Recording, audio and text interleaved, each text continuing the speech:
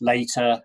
And the way we're running it is that if you've got our two presenters will present, and you can ask questions through the chat box, and we'll ask those questions and start the discussion after they've finished their presentations.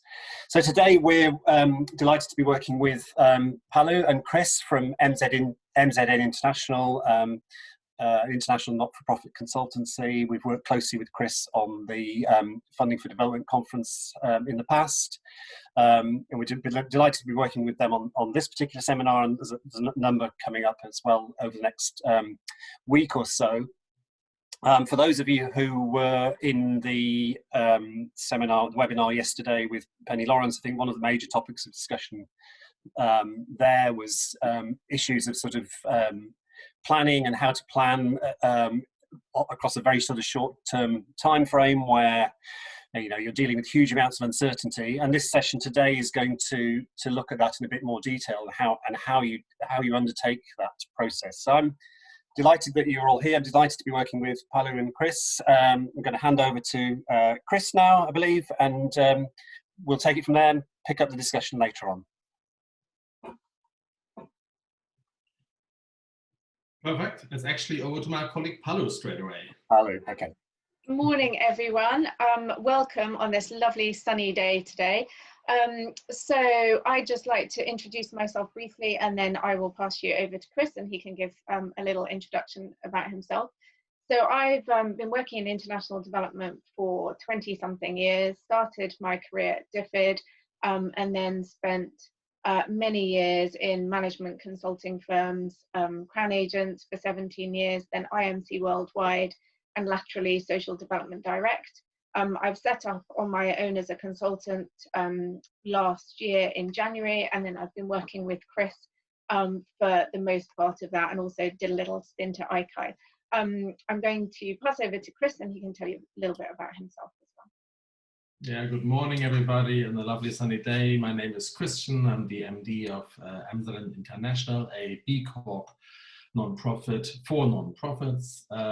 Before that, I was at Save the Children, and then World Bank, and before that 10 years at a large management consultancy, Ernst & Young. I am a chartered accountant by training, NGO finance director before that. But since about 2011, so coming on for 10 years now, I started MzN, and that has grown ever since.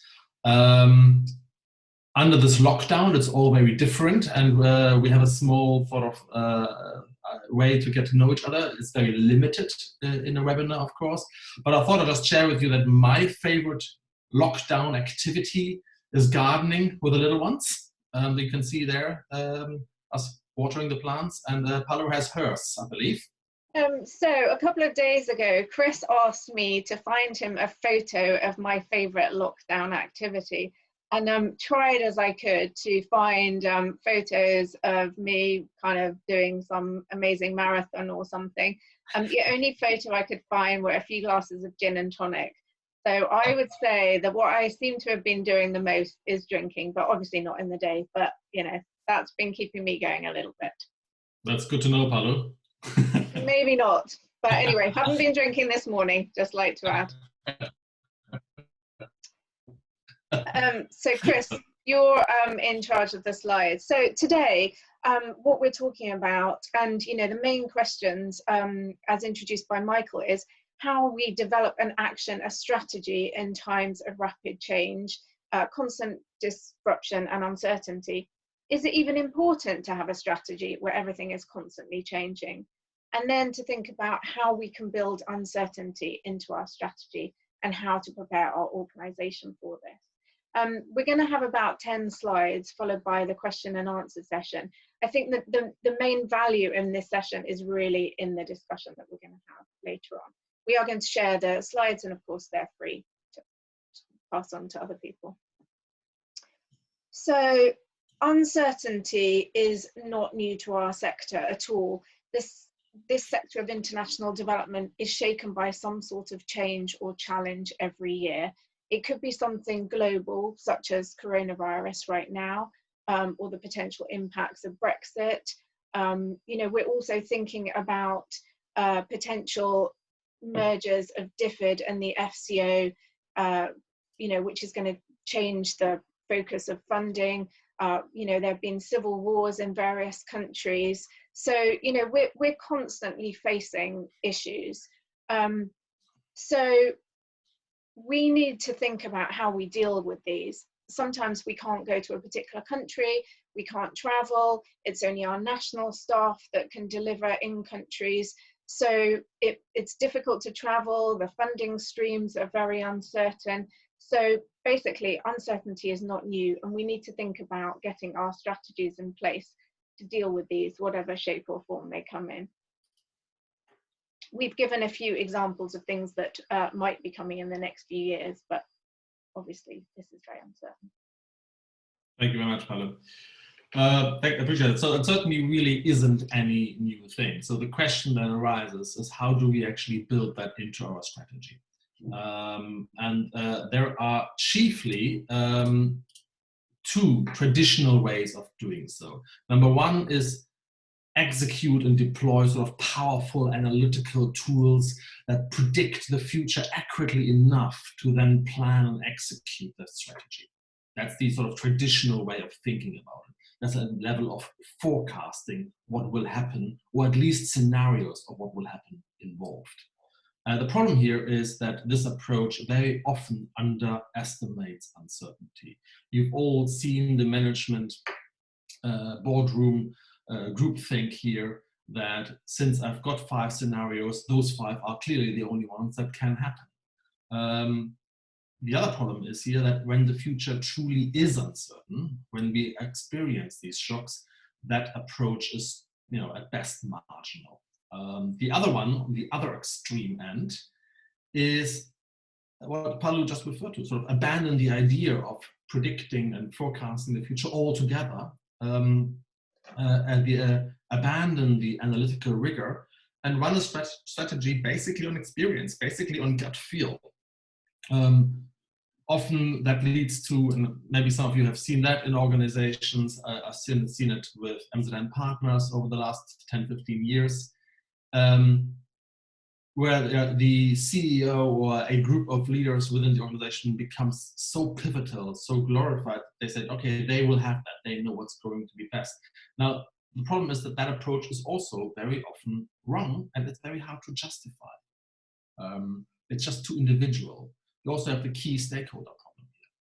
So this is the problem with this binary view of strategy, from analysis to just experience.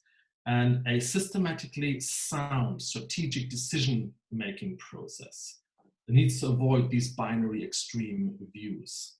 And it's worth remembering here that we are still very rarely in situations where we know nothing at all of strategic importance, even in the most insecure environments. So there is a way of doing this, and there's a 4-step we've come up, we've summarized it and simplified it, hopefully, into this 4-step process that we call SAFE. Nothing to do with my former home of Save the Children. That we summarize as shock-proofing the organization, or shock-proofing the operational engine, prioritizing agility within our organization, communicating our value differently, and eventually evaluating this with metrics, making these metrics really pivotal. And we shall dive into each one of those 4 areas now. I should probably say that each one of these areas could be a webinar in itself, so we probably won't have the time to dive too deep into this. But obviously, as Paolo said, the questions give us a bit more room to explore this. Right, so let's have a look at the first one. Shock-proofing our engine.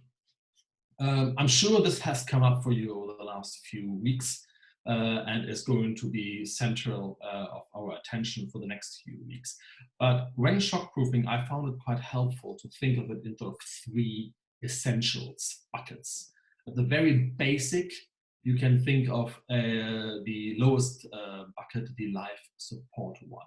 This is the stuff that needs to keep going. Without it, our organization will collapse. So this is the core finance team, the basic HR for safeguarding our colleagues, the IT infrastructure, which is more pivotal and more important than ever, the skeleton presence in country, as Paulo mentioned, to be able to deliver a sort of hibernation or lower amount of project implementation.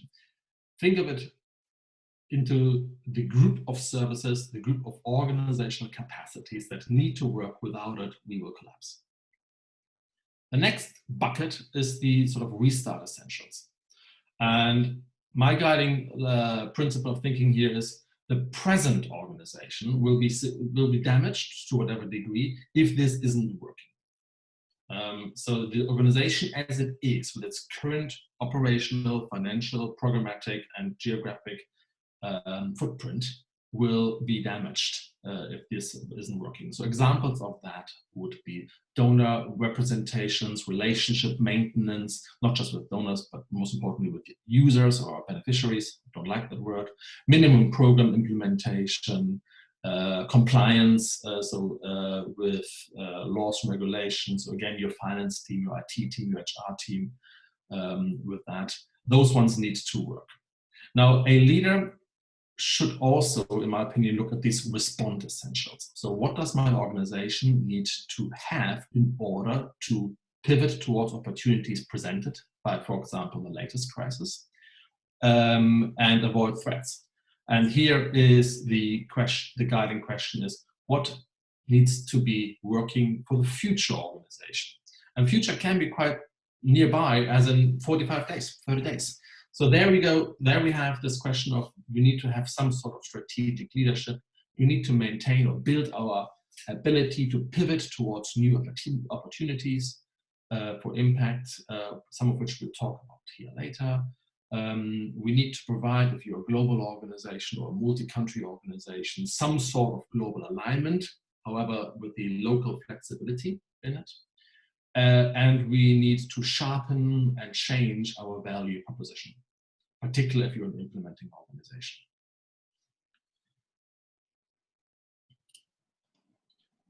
Step number 2 then, this will probably be related to some of your questions, is then saying, well, agility here is key. Clearly, I need to change my organization when everything changes. Or in other words, when everything changes so fast, we can't continue as usual. And I'm not sure, I'll be actually interested in your questions. Some of you will have seen the leaders and decision makers that deploy an impressive array of convincing power, energy, and tools just to keep working the same way in the same programs. And I find that grit very useful at times, but when things change so dramatically, like they do at the moment, then this actually becomes of a hindrance. I think it's worthwhile recalling here our typical way of working. The template, if you will, of working in development and aid is we see a problem, we do a needs assessment, we model a solution or we model a program, we get funding for it and we get off the ground, we implement it, we evaluate, and we reassess the problem. You could do the circle that I'm showing here also as a waterfall. Some of you might be aware of the waterfall management, where this effectively takes place from problem identification down to via solution modeling, implementation, and evaluation. Now, the problem with this traditional approach is that it's completely impossible to foresee needs, requests, contexts, and requirements. So your needs assessment constantly changes. In fact, your problem identification probably changes to a large degree. The other problem is that learning, which is absolutely pivotal in a crisis like this and with uncertainty, is not routinely incorporated. This is not just a problem we have with this particular crisis. It's been hotly discussed in the sector. Incorporating learning is something we sometimes struggle with. And in this waterfall or this traditional way of management, it's difficult to quickly incorporate that. The other problem is it's simply too slow. Unless you're willing to go all the way back to the needs assessment or even the problem identification, changing your program is very, very difficult. Agility, and I'm sure you've heard about this, is running things a little bit different. it basically structures and restructures the organization to respond in a sequential, iterative process. Has several advantages, of course. If you're able to do that, you often get first or one of the first mover advantages, because a lot of those hierarchies and structures get out of the way. We also found that the clients who we work with, where we go through an agility transformation process, find a year later or so that their team is better motivated, because a crisis allows you to work at speed without the major impediments in a sort of entrepreneurial fashion that is actually thrilling, or can be thrilling, if a little exhausting, I must admit. The most important and the biggest reason for me is that it's user-led. In an agile organization is able to have this constant and close alignment with its clients, with its end users, with its beneficiaries, with the donors. And this close alignment is something that many good managers do already, but organizations sometimes struggle with doing strategically. In a process that is sequential by nature, that user feedback can be incorporated at any time. And best of all, in my estimation at least, is that change is just built in. It takes a different kind of management, but real agile management and agile organization forms recognize that the organizational form, the strategy doesn't exist. We will constantly discover and describe, and then go through the ideation and prototyping process repeatedly. Hence, for that is a loop, interlinked to the testing and constant change and implementation. We've actually done a huge study on that one with Bristol University in 2017, and several articles that we can refer to.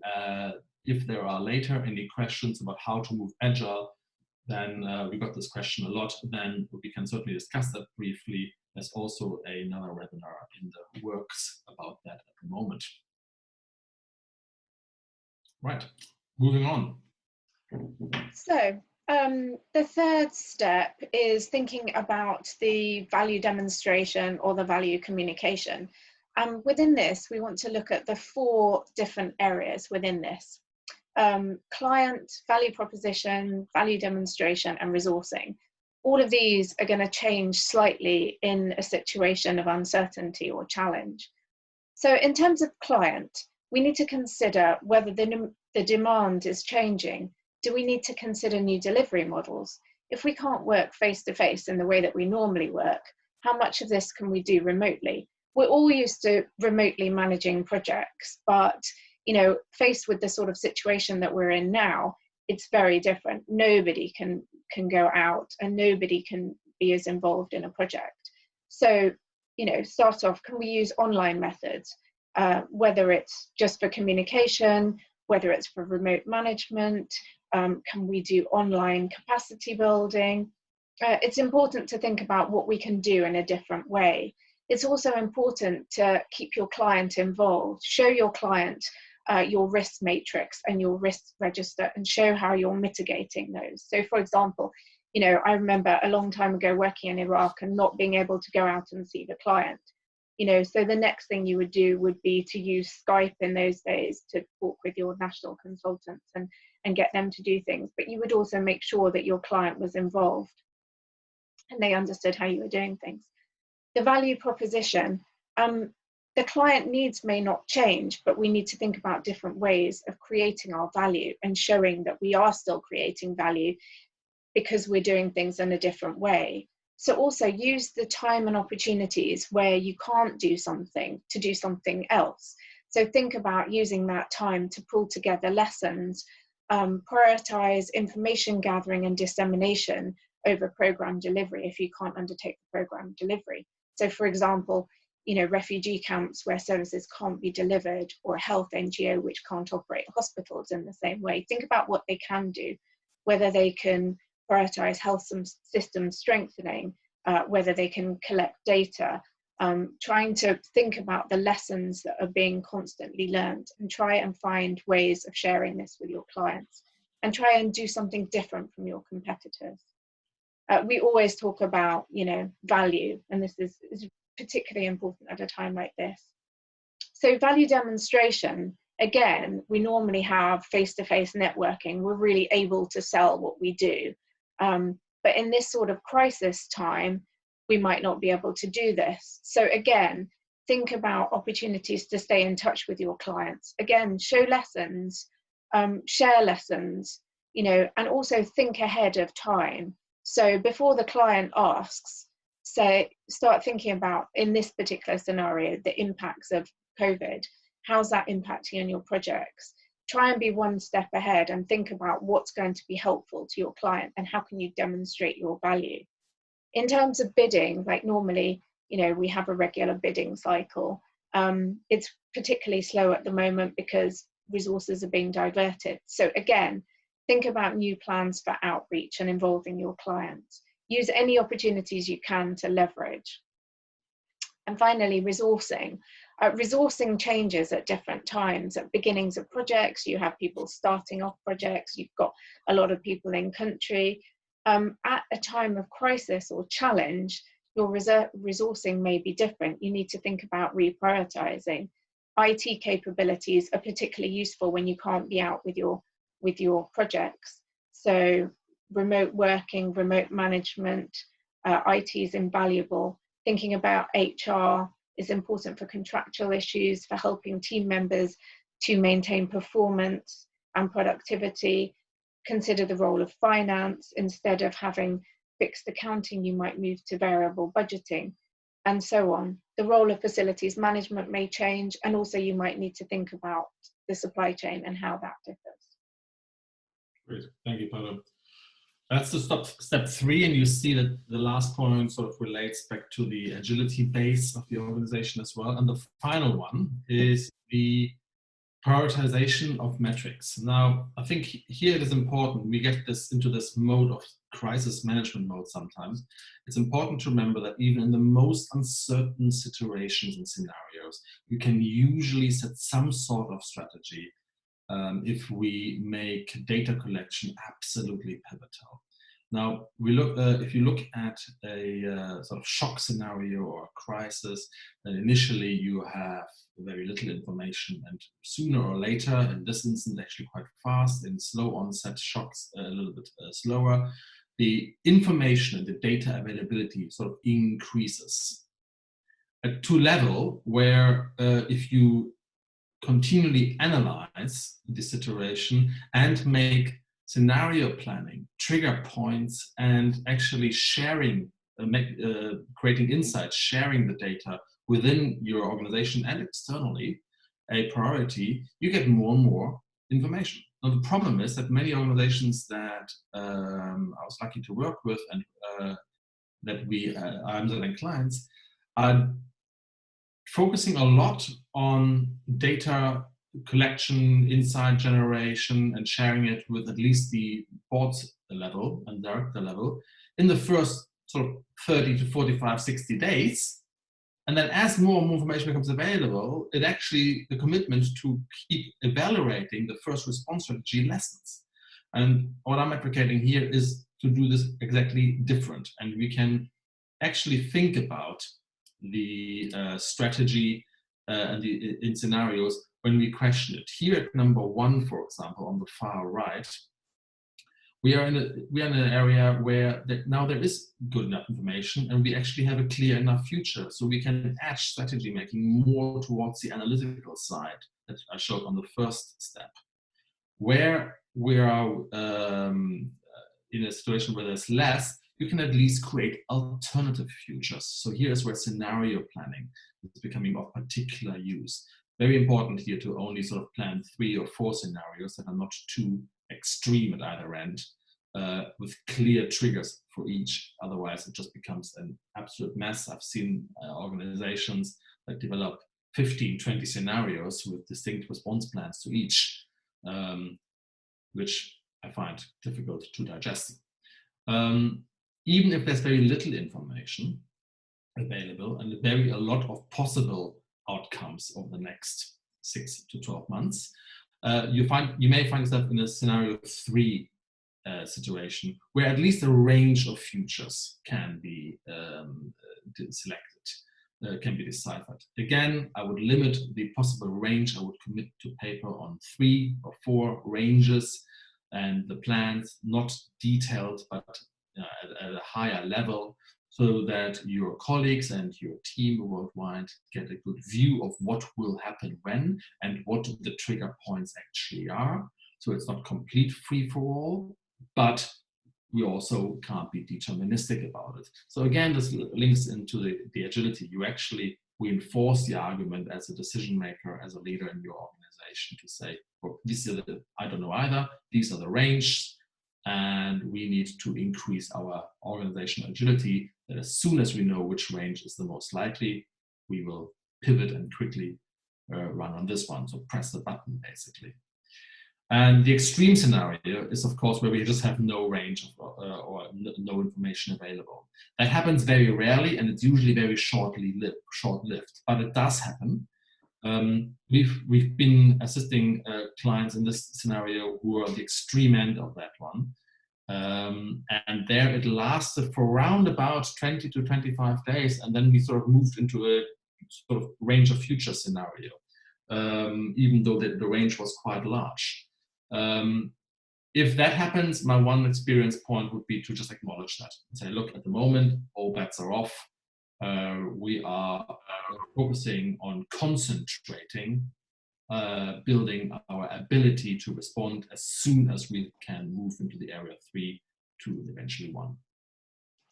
Hopefully that gives you sort of a framework to think about uncertainty and how to bring it into the strategy. The key point of that slide is really to make data collection, insight generation, and scenario planning absolutely pivotal. That's pretty much it. I hope it's not too much.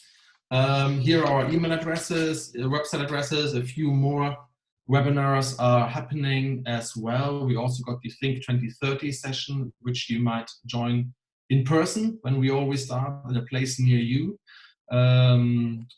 Definitely in London as well as in Nottingham, Geneva, a few happenings. The blog you might find useful that touches upon a few things. I've pulled up one article here that was published on our blog last month, Leading Through the New World Disorder. That might help you. And obviously the best resource, or one of the best resources I found up here, are the Bond webinars, of which there are a few to follow. Next week, we are actually back with one as well about financial scenario. So this touched into the scenario planning. I believe it's this time next week, actually, isn't it? And hopefully I see you there as well. And now I'm really looking forward to your questions. And we're pretty much on time, which pleases the German in me. And we have half an hour at least of questions and answers. Thanks so much, Christian and Paolo. That's really interesting and really sort of a follow-on from the session we had yesterday. We've started to get questions through. So as we're answering these questions, please do ask more through the chat box, and we'll endeavour to answer anything we've got. If we don't have time to answer them, we'll answer them offline. So first of all, we've got one from Graham at All We Can, and he's asking, in a scenario like the one we have at present, where there are so many unknowns and so many differentials that are changing so fast, is it really feasible to do scenario planning? Is it worth the time and energy in the midst of a busy response mode to create hypothetical models when we have no way of knowing if they're based on reality? And he's thinking particularly from the context of a small, medium-sized charity, of which there are a lot that which predominate the bond membership. Yeah. Michael, how do you want to do that? Do you want to give me more questions or just one by one? Yeah, let's just see what else we've got that might fit in with that. Yeah, there's a question. No, just take that one first. And there are different types of questions coming in. So if you go for that one first, Chris and Paolo, we'll see where we get. Well, great. Thank you very much for the question. It's really appreciated. I really see where you're coming from. I was referring to that in my previous slide there, and I think Paolo actually just asked that question in the introduction. It's a good notion to ask, though. Is it even worthwhile? We're just busy. Shall we even think about the long term? I don't want to give an academic answer. Having been in finance director in the NGO and having worked at NGOs for a long time, it can sound a little bit all hands on deck and we don't need all the thinking period. Here's the problem. Whilst that is a very human reaction, and I completely understand the reaction, is even particularly as a mid-sized and small INGO, you have a fast-moving advantage. The big ships will move slower, and we are in a competitive scenario. Let's not forget about it. However, if we do not analyze what information there is, if we don't create at least 3-4 scenarios, then there is just no leadership. There will be just no opportunity to pivot towards these new opportunities. There's also less likelihood of you avoiding the black spots. So maybe there are a few triggers where you say, okay, if this happens, we really are thinking about a different scenario here. And that, I think, both will be very important. So the range, creating a range of futures can be as limited as a 3-day exercise, 2 days. You can just create maybe 2 or 3 scenarios. My tip here, avoid the extreme ones. They'll be the easy ones to think about. Go for the likelihood one. It gives you the opportunity to identify new options. It makes you feel more hopeful as well. It avoids the big blind spots, and most importantly as well is you are able to communicate to your colleagues, to your donors, to your beneficiaries, and to your peers within the sector what it is that All We Can actually does. Ironically, you know, all you can. I think just to add to that, you know, as we've mentioned, you know, there's something or the other that is affecting us within international development. So, you know, so we might be creating a scenario for this particular one, but then there'll be another one. So I think it is important to think about, you know, when you're doing your strategic planning, think about your risk matrix and your risk mitigation. And, you know, your risks can be internal, they can be external, they can be funding, they can be wars, they could be all sorts of things. So I think it is really important to start thinking at every stage, you know, whether it's, you know, the beginning of your planning cycle, to put in those risks right from the beginning and try and work within any kind of eventuality that might occur.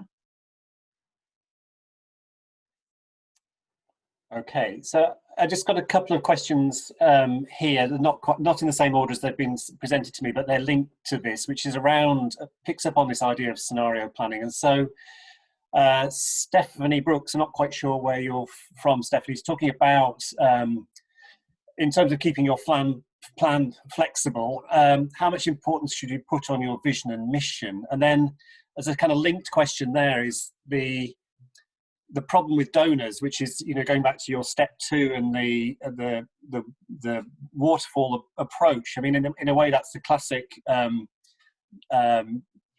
donor approach. And how do you build in agility and flexibility when your donors demanding a sort of very inflexible way of doing things? That's a really good one, Paolo. I think on the there's something you want to say on that. But if I may just ask on the vision and mission, your vision doesn't change. I really would like to. I'm very grateful for the question. Thank you so much, Stephanie. Your vision is what you're keen about. Is if your vision and your fundamental mission changes as a result of a quick onset shock, then I would question the commitment of your organization to that vision, to be honest. However, you're, as Paolo said, and you might reiterate that, the value, the ways of fulfilling your vision might temporarily or permanently change as part of this one. So this is your value demonstration that you bring this to this mission. It's a bigger conversation, frankly, that I'm struggling to answer here in a webinar format. But if you let me know which organization you're from, then I'd love to sort of have a quick check it out online and maybe do some blue sky thinking there. Yeah, Stephanie's from Tradecraft Exchange, Chris. Sure. Okay, I'll check that out later. Yeah, I think, again, you know, it'd be really worth having a conversation and knowing the actual kind of ins and outs. It's that age-old issue of, you know, your client wants something, you know, your donor wants something, you know, the environment is telling you something else, and it's really difficult to kind of fathom a way forward. But again, it's just having as much communication and to kind of talk through that, you know, if I go in this direction, this is likely to happen, and try and kind of plan for, you know, different things that are potentially likely to happen, and to talk those through. I mean, without knowing the situation, it's quite difficult to give a kind of meaningful response on this. But I think it is just talking it through, thinking about lessons and communicating as much as possible. Yeah, and also let's final sentence on this one.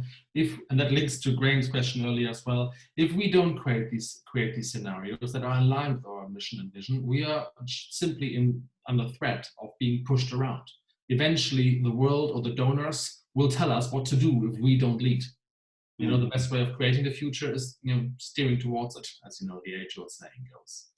On the other side, the donor problem, donors, particularly institutional and governmental donors, being rigid is an age-old problem as well. They have their proposal, they want this to be presented in a certain form, and they will allow expenses in a certain way. There are certain contractual obligations that we need to fulfill. You all know you can move certain expenditure within the same category, at least with the UK and so far the European donors, by notification only. Anything else takes a approval.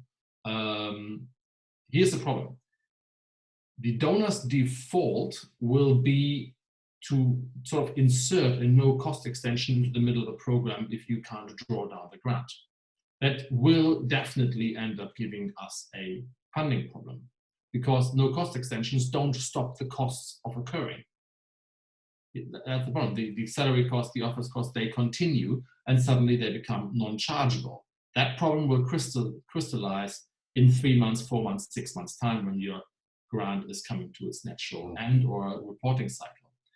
The other problem we are having is that donors, and that actually works for us, don't want the money back. They've approved the program to you. The last thing they want is you not drawing down on the donor and having another no-cost extension in 6 months' time at the end of that phase. So there's an opportunity here for us to say to the donor, dear donor, let's assume it's an institutional, governmental, DFID, FCO, World Bank, whatever. My program implementation has fundamentally changed in the last 4 weeks, or is about to change as COVID hits many countries only, like Somalia is just hitting very hard. We are going to deliver our value differently. And this might be at the same rate of grant, this might be a little lower, or even a little higher. We are moving towards, you know, digital tools, we are stressing more the advocacy parts of our implementation, we are replacing beneficiaries, so I hate the word, users aid for themselves by giving assistance more remotely. We're limiting our exposure, but the costs happen. Now, I've seen with a few European donors over the last week that they have acknowledged that approach and have given an interim approval for the next 3-4 weeks on that. Well, that's another month we can draw down on it. So it's, again, it connects to, you know, Graham's and Stephanie's question. Getting ahead of it is probably better than just being responsive and subject to the change over time. Okay, I'm going to try a different tack with a question from Dermot Finch from Prince's Trust International. Lots of us are thinking about accelerating or expanding our digital offer. Do Chris and Palu have any specific advice for us on that?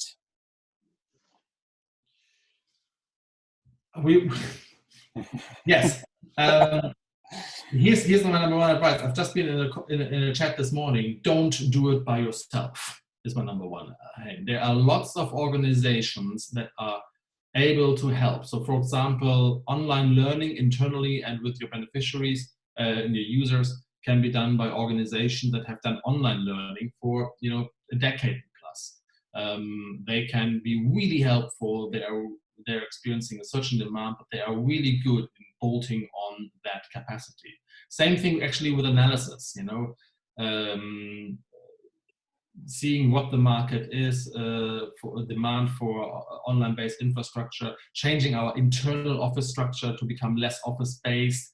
How do we develop the culture as well of working remotely? There are lots of organizations which have specialized on that area since, you know, decades, and they can really help right now. We have had one partner who has now got a plan to change everything to digital first delivery within 90 days, which is ambitious. And even if that is delayed by 50–60% the time, that will still be done within 6 months, which is quite impressive for a mid-sized European-based INGO. But they are doing this with a whole host of partners, ranging from online learning providers to IT infrastructures, SAP, management consultants, and accountants, ultimately as well. So my number one advice about doing that is absolutely digital first shock-proofs the organization, as we see very much so, but maybe turn yourselves into more of a facilitator of that happening rather than working on it, because you will just be overwhelmed. Does that make sense? Great.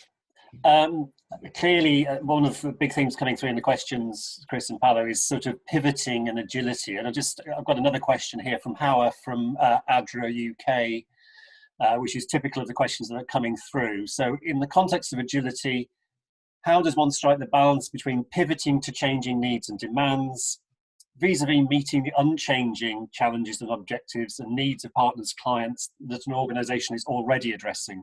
For example, the existing development needs or a protracted humanitarian crisis. Yeah, I think that's such a common question that we're getting through, and it's popping up in other webinars that we've been having as well. It's clearly, a real challenge for almost all organisations, I think. Yeah, this is also a question that MzN partners have approached us and discussed with us quite recently. Michael, if I get you right, and Paolo, you might have understood this already, maybe it's my understanding, but obviously many of our organizations work in difficult areas already, and now it's even made more difficult. So what are we dealing with first? The systematic pre-existing conditions, so to speak, or the new conditions? Is that the question? Yeah, I think it's responding to to a new set of needs whilst addressing the existing set of needs is basically it. Yes. Yeah. Paolo, I mean, you working on 2 or 3 clients that that have the same problem.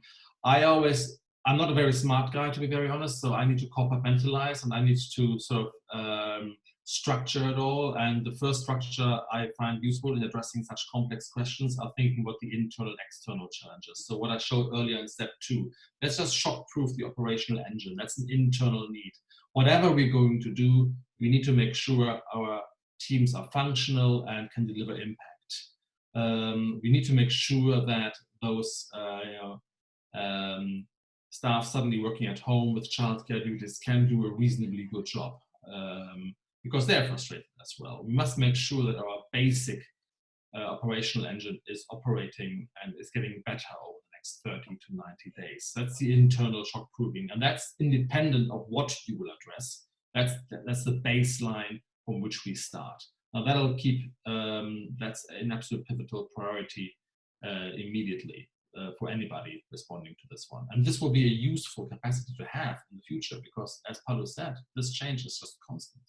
On the external side, I would refer back to Paolo's slide here. Can we still deliver good value for money and good impact working on our structural challenges? And if the answer to that is no, then maybe we should pause, change, or abandon the idea. Yeah.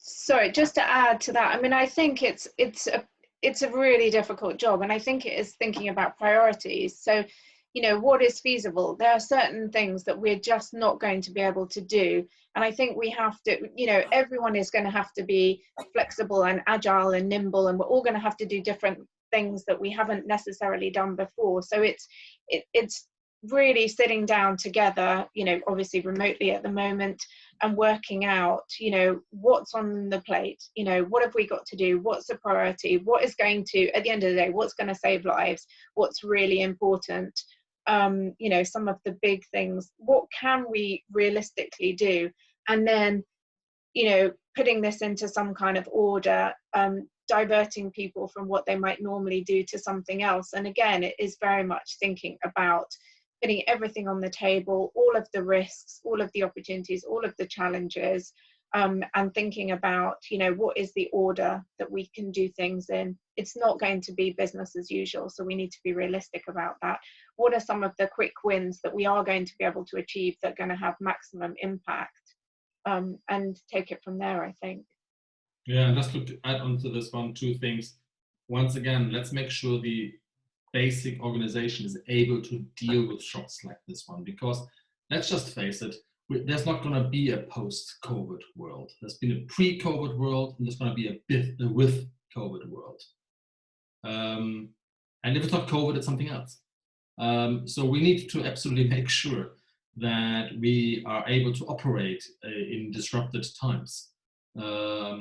And that, I think, is the number one priority, or a number one priority for whatever strategy we're doing.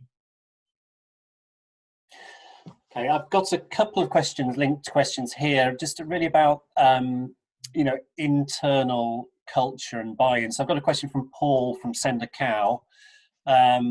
We talked a bit about how the leader of the organisation needs to enforce a sort of, or take an agile approach. He wants to know what advice do you give to us about for a CEO trying to introduce this with understanding to get buy-in, staff motivation, and so on. And a question from Rai from Make Everyone Count, which is, how do we ensure that our teams don't get overwhelmed with so much expectation in terms of responding to COVID-19? That's particularly in the context of small organisations. So a bit about the sort of internal culture and protecting the staff from this sort of really testing moment. Yeah, I really feel you. I'm leading an organization myself where some of my colleagues are feeling shaky and they feel a bit insecure. How are we going to do this? So I really feel for Paul's question here, and MzN is a great organization. So thank you very much for that. Well, I think from my own personal experience, I do two things, and hopefully that helps. If not, feel free to dismiss it. Number one, I own up very openly to what I don't know. And I say, look, here we are in a scenario, as I showed in my previous slide, there's just no range of futures. I can't estimate the outcomes. Either there is no range, or I don't have the time and capacity to set down a range. What I do, however, as well is every time I come across a black spot, I actually try to shut myself away for half a day and say, look, let's arrange, let's decide what could happen, what would be the trigger point, and what would be the scenario, my reaction to that scenario. And then I share that quite openly, no more than half a page, and saying, look guys, this is the situation we're facing. Here are how we are going to react. I can't give clear direction right now, nor is it your job to predict the future, because that's futile. But here is at least something on 2 pages, 3 pages, easy to read, that everybody can sort of use as a handrail going forward. So this openness and vulnerability and sharing, saying, yeah, this is a difficult situation, but we also know difficult situations is what we sort of signed up to working in the sector. If it was easy, you wouldn't work in an NGO. In terms of the second question, right, in culture and making it accepting, we have a client whose name I can't say. I will ask for permission later on, so maybe we can share it later. Where that it's a large one, to be honest. Where that acceptance building of saying we need to work more agile, we need to work in different ways. Everybody's job description will change to the point of there not being any job descriptions. We will abandon departments, etc. That took a year to do. It's a stepped process. Going agile, some people approach it like a restructuring project, and that is just a contradiction in term. It's not like you're restructuring your organization from one organization model to the next that is now called agile. Going agile itself is a stepped process that you will do in bursts. And the first one will be to acknowledge the acceptance of that one. The experience I have here is communicating sort of 3 major messages and communicating them over and over and over again. Number one is we live in this complex, interconnected world. The world is changing, we are changing with it, we can't predict the future, so we need to be more able. Number two is the positive one, saying we can actually pivot to far more opportunities here. Particularly if you're a small or mid-sized organization, your ability to quickly steer towards new opportunities, new ways of doing this is absolutely fantastic. Let's remember that it's not the size or the budget that matters success these days, it's the speed. And small boats are simply more nimble. And number three is the support we offer each other.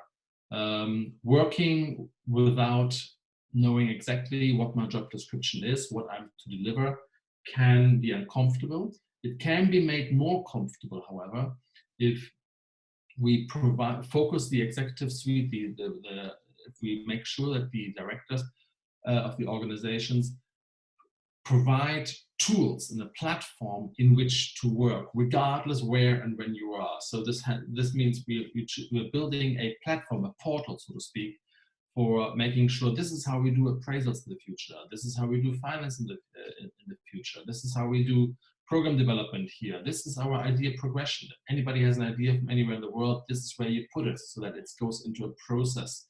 All this can be digitalized, as we said with the earlier question, with sensible partners, can be summarized on a portal. It's not hugely expensive. It's a process in itself that will not be finished next week, absolutely. But knowing the tools that we work with provides more comfort to deal with all the ambiguity we face, in my experience. Yeah, and also I think, you know, the openness and the communication that Chris has talked about is really important. And that reassurance. Now, not everyone is comfortable working in this way. A lot of people, you know, prefer their traditional way of going into the office 5 days a week, whatever. This is a very difficult situation that we're in. It's very uncertain, you know, as well as everything else that we're kind of managing our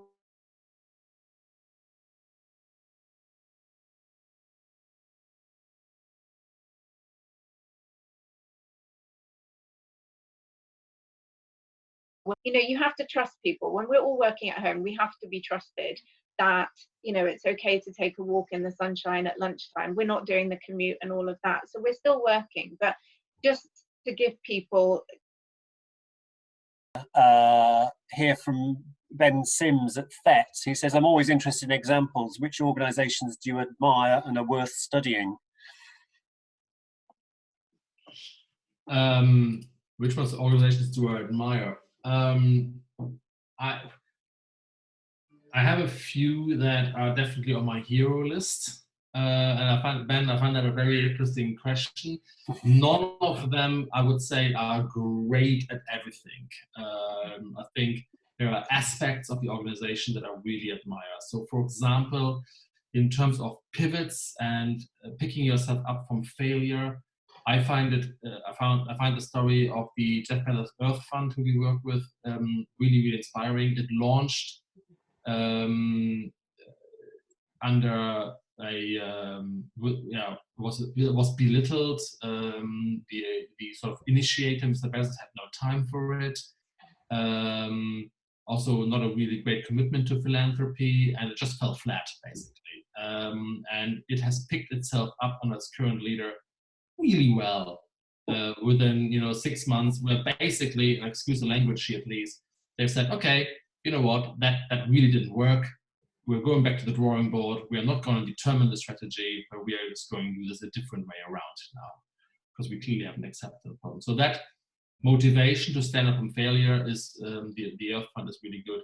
Who I really admire as well in terms of corporate social responsibility and getting that beyond a donation scheme and working closely with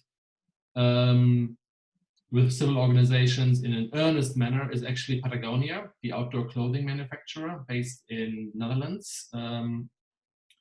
They've gone through an agile process that failed initially, and they've gone through a CSR process that failed, and then they combined the two.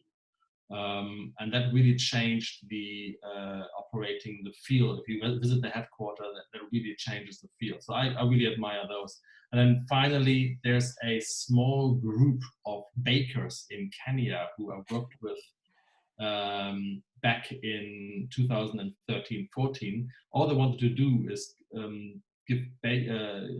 allow former sex workers to open bakeries. So Michael, very much along your line this week. And they've done this differently. They didn't go to the grant funded model, even though they were a small civil service organization. They've immediately reached out to businesses, started partnerships, and gotten to a funding model, long story short, of 50-50. 50 grand, 50% sort of earned income and corporate partnerships. And that was well done. I really admire that. How about you, Paolo? Obviously, I'd have to say MzN. I don't know, actually, to be honest. I've been reading on LinkedIn and other social media about, people are putting a lot of good things. I've seen even, some of the organizations that I wouldn't normally rate, that I would say are just very commercially driven, are putting in some really good ideas for, this new environment and, what they're trying to do in terms of CSR or how they're trying to treat their staff. So I don't say I've got one particular one that I admire, but I think a lot of organizations are being much more aware of, the world that we're living in right now and trying to do things in a better way and trying to treat their staff in a much better way. Actually, one more that I might want to add, Michael, for me still, is UNOPS. As a UN agency working in West Copenhagen, working in a sort of corset of the United Nations rules, you would have thought they're not really able to change a lot. And their leader has done remarkable things in trusting their partners, not controlling them, getting away from this command and control culture to let's work together. Let's pivot around this. If you don't do it the way we think, that's fine. We're still going to provide you with funding. You just need to demonstrate your value to that. So they've done that within the political fraud environment of the United Nations. They've gotten external help on that where it mattered. And what I really admire about them is actually after 6-7 months telling MzN and telling us, okay, thank you very much, get out. And I really like that. They sort of cut our project short by 3 months because they thought, yeah, you know what, we have our value, we have the idea right now, get out. And even though I was initially a little bit slapped in the face, I kind of felt, yeah, you know what, this is the right way to get out of the way. And I really admire that. That's great. Now, what we'll do with the examples you've given us, we'll send the details of those to this group. We'll just we'll name those in a bit more detail when we've finished. We've got a quick real life challenge from Claire Thomas Minority Rights Group. This is real time question. I'm due to submit a 4-year strategy to donors next month, which will cover 2021 to 2024. I could seek a delay, but I think my preference is to submit a plan based on a best guess scenario with a caveat at the outset. Any advice? Pragmatically increase the restructuring costs internally to invest into the agile platform, so that you have the tools under the funding and under the strategy to do whatever you need to pivot to. And then I think the caveat works great, but build in the enablers. That would be my number one advice. So let's make sure that hiring plans aren't fixed, that we can change scenarios, that the unrestricted is as high as it can go so that we have our own money to deal with change, that we can change our delivery, like Paolo said, value proposition from in-person to digital first.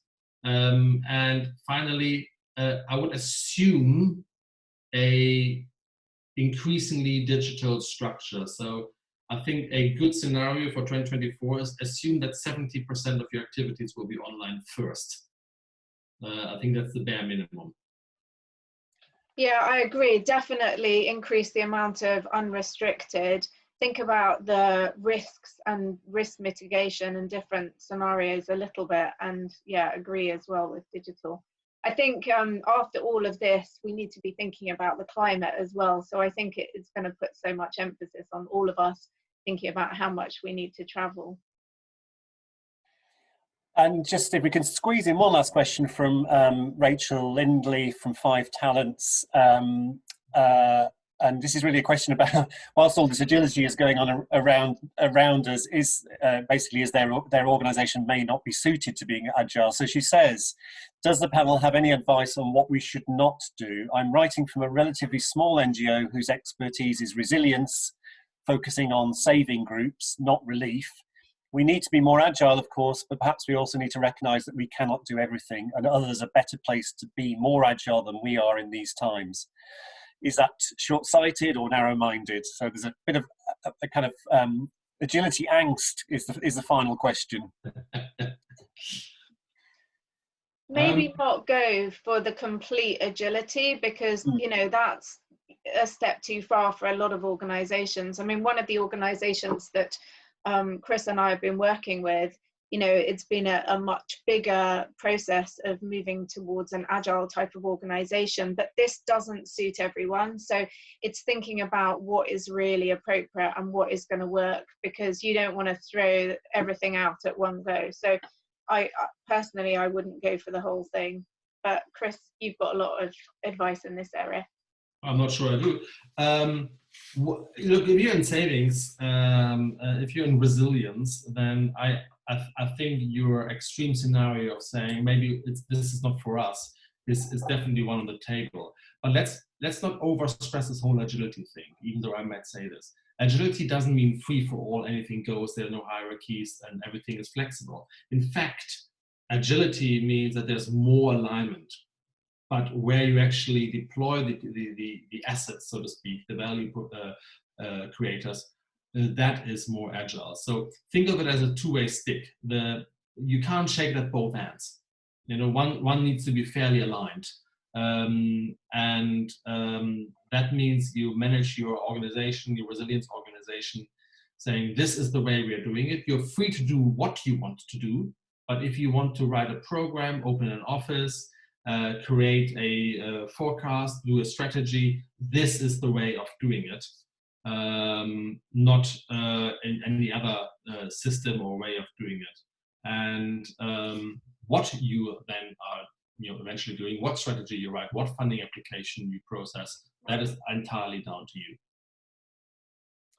Brilliant. And I think that's we're going to close there. I'd just really like to thank Chris and Paolo from and MzN for their presentation, fielding so many interesting questions. Thank you to everyone who's on the webinar for yes, an interesting set of questions. I think we're going to carry on this discussion, repeat this webinar in due course.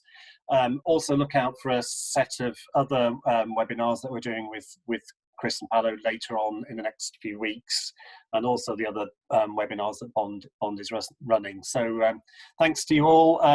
You know, Bond's here to help. We're interested in hearing what you need from us. So any suggestions, please let us know. We'll be sending out materials that follow from this.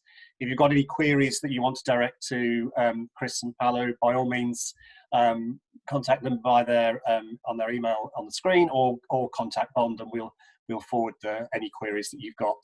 But thanks for coming to this webinar, and look forward to seeing you all soon. And yeah, take care. Bye. Thank you, everybody. Stay healthy.